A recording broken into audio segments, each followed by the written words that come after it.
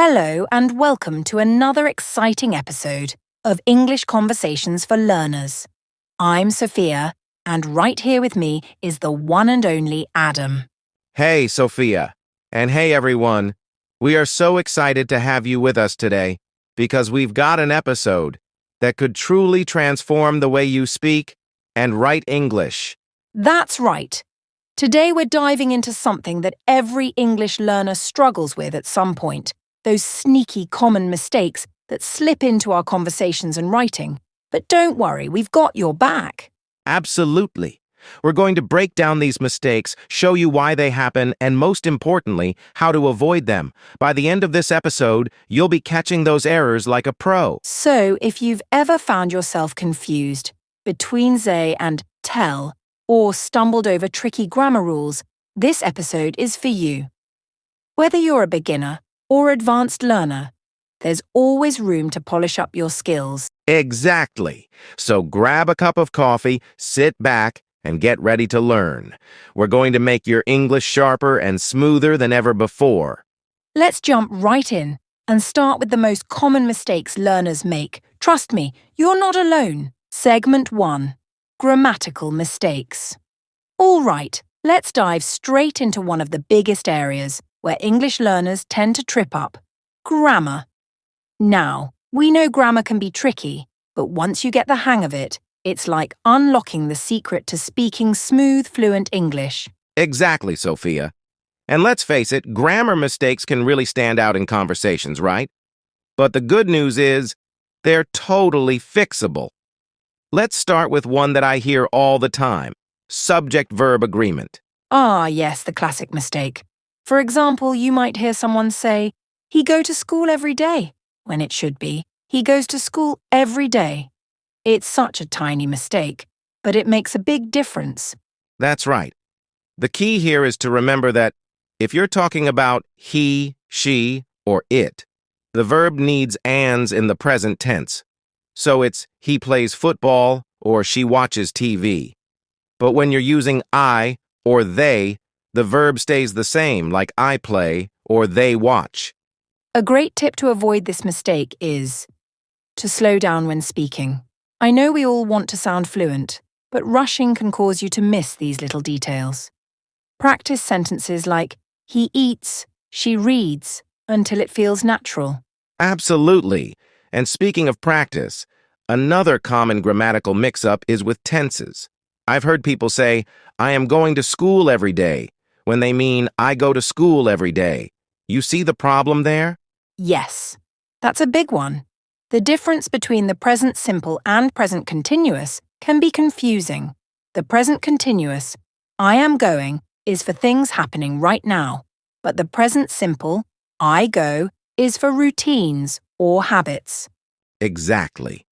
So if it's something you do regularly, like every day, you say, I go to school. But if it's happening in this moment, you'd say, I am going to school right now. A simple way to think of it is now versus always. Such a good way to remember it. And here's another quick example. I eat breakfast every morning versus I am eating breakfast right now. If you're ever in doubt, just ask yourself, am I doing this regularly, or is it happening at this moment? Great advice, Sophia. Another one I hear a lot is with countable and uncountable nouns. Ever hear someone say, I have much friends? That's a bit off, isn't it? Totally. That's because friends are countable. And when we talk about countable things, we use many, not much. So it's, I have many friends, not, I have much friends. But if you're talking about something uncountable like water or time, you'd say, I don't have much time. Right. A simple rule is if you can count it, like friends, books, or apples, use many. If you can't count it, like money, water, or sugar, use much. It sounds simple, but these little rules can make your sentences sound much more natural. And speaking of natural, here's a quick fix for another common mistake: mixing up a and the. You might say, I want the apple, and when you really mean, I want an apple. Yes, this happens a lot. A is for something general, like I want an apple, any apple. But the is for something specific, I want the apple, meaning a specific apple that we've already talked about. That's a great way to remember it.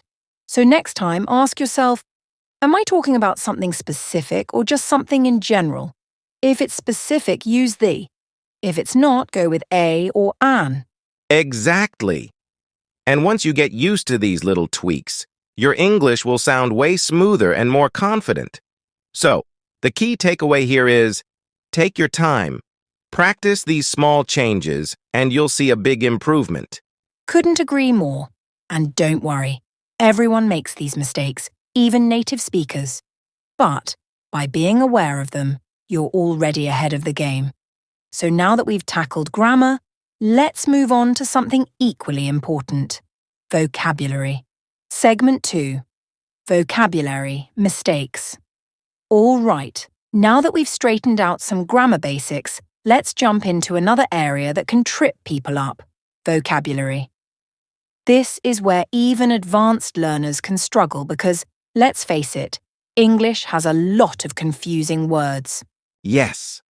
And one of the most common vocabulary mistakes we see is mixing up make and do.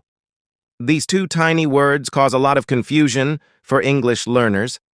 So, Sophia, why do people mix them up so much? I think it's because in many languages there's just one word for both.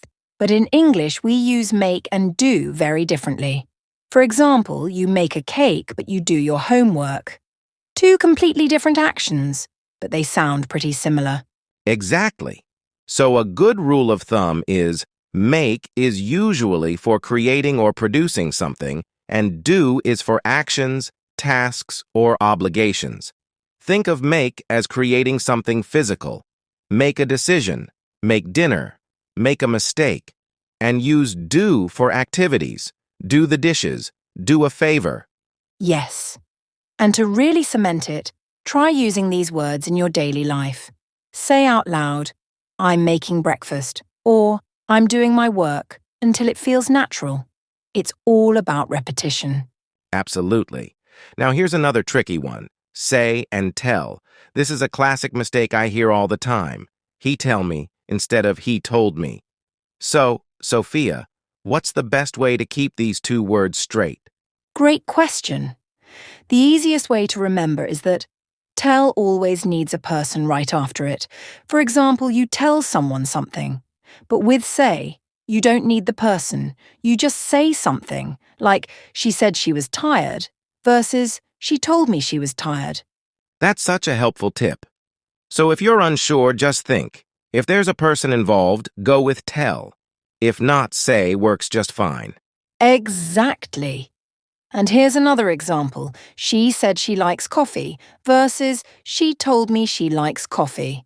Simple, but really easy to mix up when you're speaking quickly. Definitely. And speaking of mixing up words, here's one more common mistake: confusing borrow and lend. Ever hear someone say, "Can you borrow me your book?" when they actually mean, "Can you lend me your book?" Oh, all the time. It can be confusing, but the difference is actually simple. Lend means to give something to someone temporarily, while borrow means to take something temporarily. So I can say, "Can I borrow your book?" and you would lend me the book. Exactly. Think of it like this. You lend something out and you borrow something in. A helpful memory trick is you lend someone a hand, meaning you give your help, and you borrow something when you're the one receiving.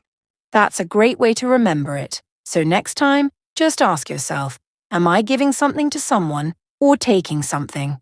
If you're giving, use lend. If you're taking, use borrow. Perfect. Another tricky area for vocabulary is false friends. These are words that look or sound similar to words in your native language, but have completely different meanings in English. Yes. This is a huge one. For example, in Spanish, the word actual means current, but in English, actual means real or true. So a Spanish speaker might say, I'm actually going to the gym right now, when they really mean, I'm currently going to the gym. Right. These false friends can cause some funny misunderstandings, but they're pretty easy to fix once you know them. The best advice here is to check the context and look up the meaning of words, even if they seem familiar. Absolutely. And don't worry if you make mistakes with these. It's all part of the learning process.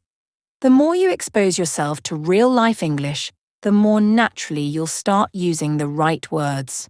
So true. And speaking of real-life English, a great way to avoid vocabulary mistakes is by learning words in chunks or phrases rather than just as individual words. This way, you get a feel for how they're actually used. Exactly. Instead of just learning the word make, for example, learn phrases like make a mistake, make an effort, or make a plan. It'll help you use the right word in the right context. And the more you practice these phrases in everyday situations, the more natural your English will sound. So don't be afraid to dive into vocabulary and experiment with it. Practice, listen, and you'll improve fast. Totally.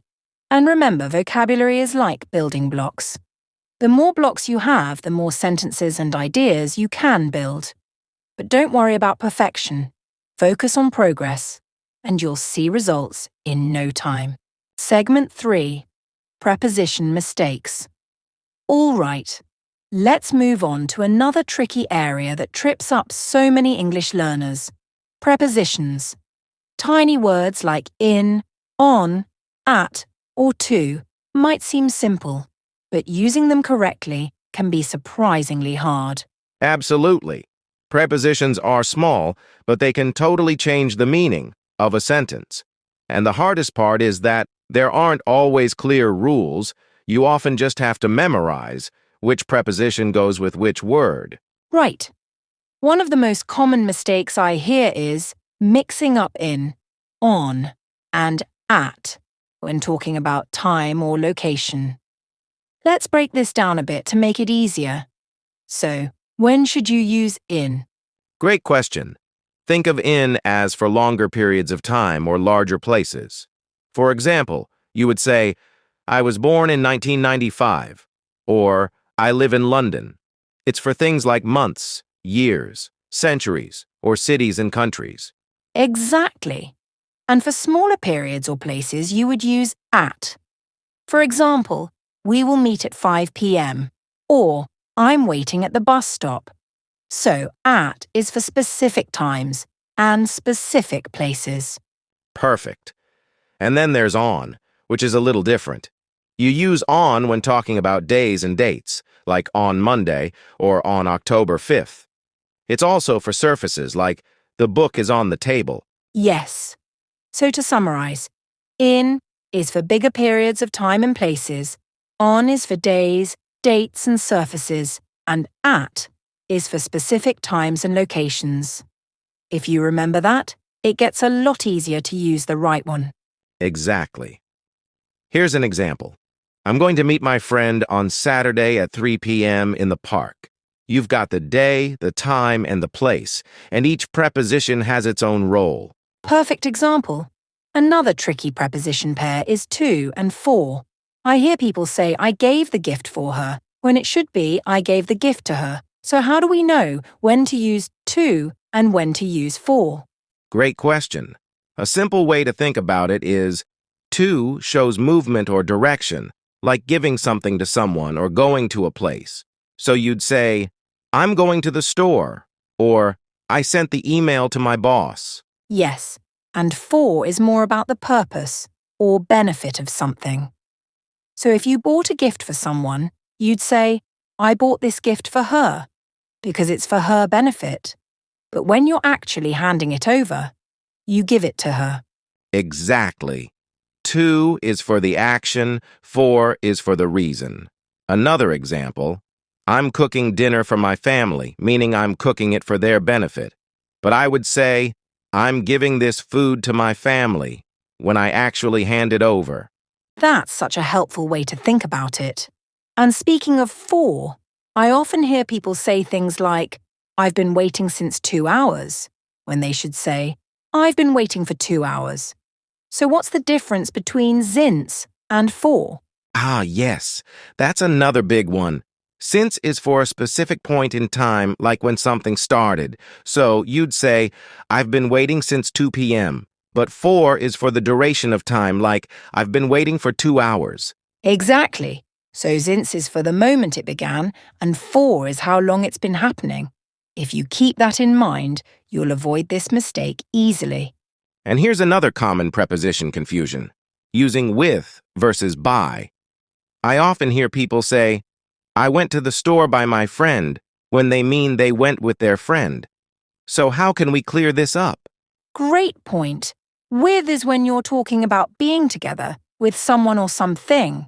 For example, I went to the store with my friend, or I'm cooking dinner with my mum. It means you're doing something together. Exactly. And by is used when something happens through a method or cause. For example, I went to the store by bus, or the cake was made by my mom. So by is more about how something is done, or who did it. That's right. So if you're talking about doing something alongside someone, use with. But if it's about the method or who did it, use by. For example, I'm traveling by train, but I'm going with my friend. Perfect. And these prepositions may seem small, but they really help your sentences flow and sound natural. So if you practice using them in real-life situations, you'll soon get the hang of it. Exactly. And like everything else, don't stress if you make mistakes at first. Prepositions are one of those things that even native speakers mix up sometimes. The key is to stay aware of them and practice in different contexts. Couldn't agree more. And here's a quick tip. If you're ever unsure about which preposition to use, try reading or listening to more English content like books, podcasts, or movies. You'll start to notice patterns and common uses. Great tip. The more you expose yourself to natural English, the more comfortable you'll get with prepositions. And don't be afraid to make mistakes. That's how we learn. Segment 4. Pronunciation. Mistakes. All right, we've covered grammar, vocabulary, and prepositions. But now let's tackle something that can make or break how well you're understood in English. Pronunciation. Even if your grammar and vocabulary are perfect, mispronouncing words can still cause confusion. Definitely, Sophia. Pronunciation is so important because it's the first thing people notice when you speak. But don't worry, it's also something you can improve with practice. So let's talk about some common pronunciation mistakes English learners often make and how to avoid them. Yes. One of the most common pronunciation mistakes is with the th sound. Many learners struggle with this, especially if their native language doesn't have a similar sound. For example, saying tree instead of three or dis instead of this. Exactly. The th sound in words like this or thank you is tricky, but here's a simple trick. Put your tongue between your teeth and gently blow out air. It's not D and it's nots. It's something in between. Right. It might feel awkward at first, but practicing in front of a mirror can help. Try repeating words like think, throw, and Thursday slowly, and focus on that tongue placement. It'll start to feel natural over time. Great advice. And here's another tricky sound, the difference between V and W. This is a tough one for many learners. For example, people often say west when they mean vest or wine instead of vine. Yes. The key difference is in how you use your lips. For the V sound, your top teeth should lightly touch your bottom lip, like in the words free or voice. But for the W sound, your lips should form a small circle, like you're blowing out a candle, as in water or wish. Exactly. So if you're trying to say very and it comes out as wary, just remember to check what your lips are doing. Practicing pairs like vet and wet or vine and wine can really help you nail the difference. That's a great way to practice. Another common pronunciation mistake is silent letters. English has a lot of them, and they can really confuse people. For example, the K in words like knife or no, it's completely silent, but many learners accidentally pronounce it. Yes, English is full of silent letters. Another common one is the B in words like climb or thumb. The B isn't pronounced at all, but I hear learners say clim B or thumb B. Right. The trick with silent letters is to listen carefully to native speakers or check how words are pronounced online. It's okay if you don't know all the silent letters right away. Focus on the ones that come up most often. And don't forget about word stress. This can totally change the meaning of a word if you're not careful. For example, think about the difference between record, the noun, and record, the verb. If you stress the wrong syllable, it can sound confusing. That's so true. Stressing the wrong syllable can make a word sound completely unfamiliar. A good rule of thumb is to check the dictionary for pronunciation guides. It'll usually show you where the stress should go, like a little mark before the stressed syllable.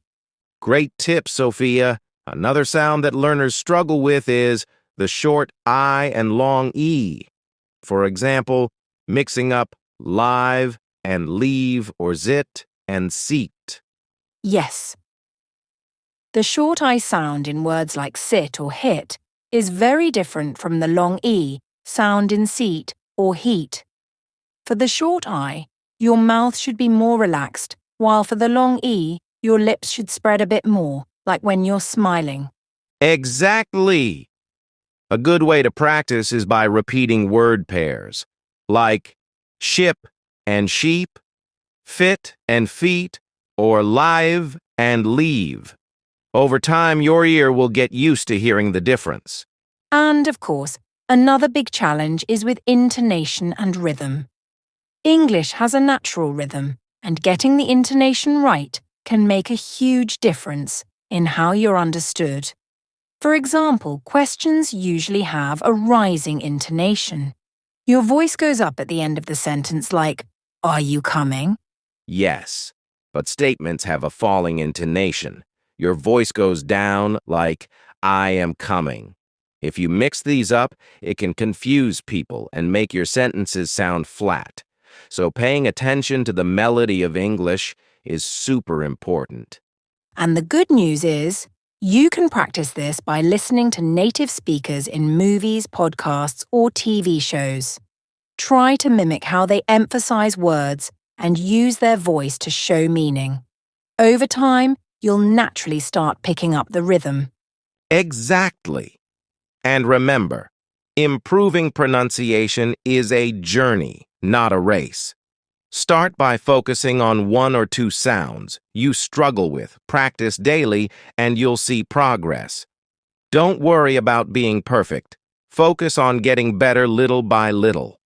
Couldn't agree more. And if you're ever unsure about how to pronounce a word, there are tons of online resources like pronunciation guides and videos that can help. Just keep practicing and listening, and your pronunciation will improve. Segment 5. Spelling mistakes. Now we've talked about pronunciation, but we can't leave out one more important piece of the puzzle: spelling. English spelling can feel like a nightmare sometimes because the way words sound and the way they're written don't always match. Absolutely. There are so many silent letters, irregular spellings, and rules with exceptions that can confuse learners. And even native speakers make spelling mistakes, so it's definitely something worth paying attention to. Let's dive into some common spelling mistakes and how to avoid them. Yes. One of the most common spelling mistakes is with homophones, words that sound the same but are spelled differently and have different meanings. For example, there, and there. They sound identical, but they're completely different words. That's such a common one. So here's how to break it down. There is possessive, like, that's their house. There refers to a place like, we're going there tomorrow. And there is a contraction for they are, like, they're coming to the party. If you remember these meanings, you'll be less likely to mix them up. Exactly. Another classic mistake is with its and its. People often mix these up because they sound the same, but they have different meanings. It's with the apostrophe is short for it is or it has, like it's raining outside. But it's without the apostrophe is possessive, like the dog wagged its tail. That's a great one to point out. And here's a trick. If you can replace its with it is or it has, then the apostrophe is correct. If you can't, go with its. That's such a useful trick. Another spelling mistake I see a lot is with doubling letters in words. For example, when do you write begin versus beginning? A lot of learners forget to double the N when adding eing or ed to certain words. Yes! The rule is that if a one-syllable word ends in a single vowel followed by a single consonant, you double the consonant before adding ing or ed, so run becomes running and stop becomes a stopped. But for longer words like begin, the stress is on the second syllable, so it's beginning with double N. That's a great explanation. And don't forget about words like travel. In American English, it's travelled, but in British English, it's travelled with double L. So depending on which version of English you're learning, spelling rules can change slightly. Exactly. That's one reason why learners might feel confused. American and British English have some different spelling rules. Another example is words like color and color. In the US, we drop the U, but in the UK, it's kept in. That's true. And it's important to be aware of those differences, especially if you're writing for an international audience. But once you know which style you're using, stick with it to keep your writing consistent. Yes, consistency is key. Now let's talk about one more common spelling mistake: silent letters. These can be tricky because you don't hear them when you speak, but they show up in the spelling. Words like island, receipt, and debt have silent letters that often confuse people. Exactly. For example, in island, there's is silent, and in debt, the B isn't pronounced. A lot of English learners end up spelling these words how they sound, which is totally understandable, but it leads to mistakes. Yes, and unfortunately, English is full of these. Another tricky one is the silent K in words like knock, know, and knife. You can't hear the K, but it's still there in the spelling. The best way to avoid mistakes with silent letters is to read more and get familiar with how words are written, not just how they sound. Over time, you'll start to recognize which words have those hidden letters. Exactly. Another common mistake I see is with words that end in I and A. For example, people often mix up receive and believe. A good rule to remember is I before E except after C. So it's believe with I, but receive with A because it comes after a C. That's a great tip. But of course, English has exceptions to almost every rule. For example, the word weird doesn't follow the I before E rule. So it's good to memorize these exceptions as well. Exactly, and that's where spell check tools can be a lifesaver. Even native speakers use them because spelling in English can be so tricky. But of course, spell check won't catch every mistake, so it's important to proofread carefully. Yes, proofreading is key. And if you're ever unsure about a word, looking it up in a dictionary or using a spelling app can help a lot. The more you practice, the fewer spelling mistakes you'll make. Exactly. And don't feel discouraged if you make mistakes. English spelling is tough, but with time and attention, you'll get better. Just remember, practice makes perfect, and every mistake is an opportunity to learn. Couldn't agree more. Spelling mistakes are part of the learning process, and even native speakers get things wrong sometimes. So don't be too hard on yourself. Keep practicing, and soon you'll be spelling like a pro. Segment 6. Idiomatic expressions. In this segment, we're diving into a fun and sometimes tricky aspect of English, idiomatic expressions. These are phrases that don't mean what they literally say, and they can really confuse learners. That's right, Sophia. Idioms are like little puzzles in the language. For example, if someone says, "It's raining cats and dogs," they don't literally mean that. Cats and dogs are falling from the sky. It means it's raining heavily. Exactly. Idioms often reflect cultural references, so they can be really interesting to learn, but they can also be quite challenging. Let's go over some common idiomatic expressions that learners often get wrong or don't understand. Absolutely. One of the most common idioms is break the ice. This expression means to do or say something to relieve tension or get conversation going in a social situation. For instance, if you're at a party and everyone seems shy, you might tell a joke to break the ice.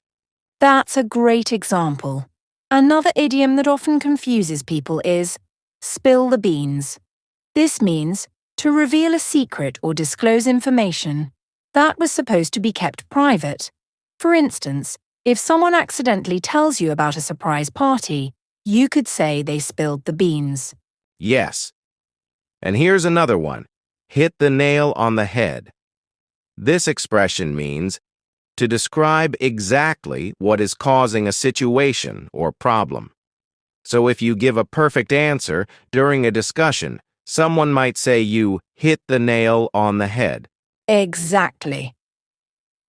These idiomatic expressions add colour to the language, but they can also be puzzling if you're trying to understand them literally. Another popular idiom is kick the bucket. This one means to die, and while it sounds funny, it's used in a more serious context. Right. And you might hear someone say, "I'm feeling under the weather." This means they're feeling ill or unwell. It's a more creative way to say you're sick, and it definitely sounds better than just saying, "I'm sick." Yes, and idioms can also help convey emotions. For example, bite the bullet means to face a difficult or unpleasant situation bravely. So if someone has to get a painful shot, at the doctor's office, they might say, "I have to bite the bullet and get this done." Exactly. Another one that captures determination is burning the midnight oil, which means to stay up late working or studying. If a student is cramming for exams, you might hear them say, "I've been burning the midnight oil all week." That's a perfect example. Idioms can also be about everyday situations. For instance, throw in the towel means to give up or admit defeat. It comes from boxing, where a trainer throws a towel into the ring to stop the fight if they think their fighter can't win. Great reference. And another idiom that can confuse learners is cost an arm and a leg. This means something is very expensive, so if someone says that new car costs an arm and a leg, they're saying it's really pricey. Exactly. And remember, not every idiom translates well into other languages. So if you try to use them with speakers of other languages, they might not understand. It's important to learn idioms in context to see how they're used naturally. Yes, practicing with native speakers or listening to conversations in movies and TV shows can help you pick up idiomatic expressions. And don't hesitate to ask if you don't understand one. Absolutely. Learning idioms is a fun way to enhance your English. They make your speech more lively and expressive, so don't shy away from using them once you feel comfortable. Exactly.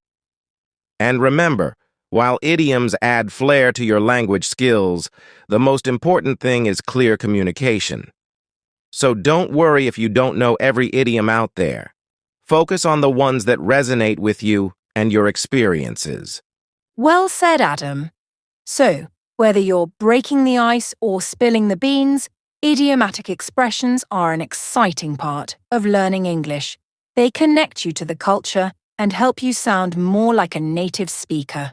That's the goal. So keep practicing, and before you know it, you'll be using idioms effortlessly in your conversations. Segment 7.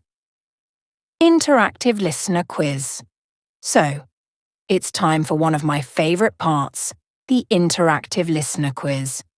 This segment is a fun way for you to test your knowledge and reinforce what we've discussed today. That's right. We'll ask a few questions related to the common mistakes in English we've covered, and you can answer them as we go along. If you're listening in your car or at home, grab a pen and paper or just shout out your answers. Let's see how many you can get right. Okay, let's dive into the first question. Question 1. What does the idiom kick the bucket mean? Is it A. To start a project, B. To die, C. To have a party? Take a moment to think about it. You might remember we mentioned this idiom earlier. The correct answer is B. To die. It's a light-hearted way to talk about death, but you might want to be careful about when you use it. Great job if you got that one right. Now moving on to question 2. Which of the following is a common mistake when using its and its? A. Using its to show possession. B. Using its as a contraction for it is. C. Both A and B. Think about what we discussed regarding these two words. The correct answer is A. Using its to show possession. Remember, its is a contraction for it is, while its shows ownership. Exactly. Let's keep the momentum going with question 3. Which of the following phrases means to give up? A. Burn the midnight oil. B. Throw in the towel. C. Break the ice. Which one do you think it is? The correct answer is B. Throw in the towel. This idiom comes from boxing, where a trainer throws a towel into the ring to stop the fight. Awesome. Now on to question 4. When should you double the consonant in words like stop and run when adding aing? A. When the word has 2 syllables. B. When it ends with a vowel and a consonant. C. When it starts with a vowel. This is an important rule to remember. The correct answer is B.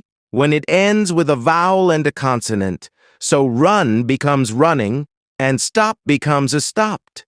Great job, everyone. Now, let's challenge you with question 5. What does the phrases "spill the beans" mean? A. To reveal a secret. B. To make a mess. C. To cook a meal. Think about what context you might use this phrase in. The correct answer is A. To reveal a secret. It's a fun way to say someone let something slip that was meant to be kept quiet. Exactly. Now that we've wrapped up our quiz, how did you do? Whether you got them all right or learned something new, remember that quizzes like these are a great way to reinforce your learning. Absolutely. If you enjoyed this quiz and want to see more interactive segments like this in the future, let us know. Thank you so much for joining us as we explored common mistakes in English and how to avoid them. We hope you found our discussions on grammar, vocabulary, pronunciation, spelling, idiomatic expressions, and our interactive quiz helpful and fun. Absolutely. Remember, everyone makes mistakes, and they are a natural part of the learning process. The important thing is to keep practicing and learning from those mistakes. If you can take just one lesson away from today, let it be that making mistakes is a stepping stone to becoming fluent in English. We also want to hear from you. Share your thoughts on today's episode, your quiz scores, and any common mistakes you've encountered. Yes. Your feedback helps us create better content, tailored to your needs. Plus, we love hearing your stories and experiences. Don't forget to subscribe to our podcast so you never miss an episode and share it with friends who are also on their English learning journey. We'll be back next time with more exciting topics and discussions to help you on your path to mastering English. Until then, keep practicing, stay curious, and remember, language learning is a journey, not a race. That's right! Thank you for listening, and we hope you have a fantastic day. Keep those English skills sharp, and we'll catch you in the next episode. Goodbye, everyone. Happy learning.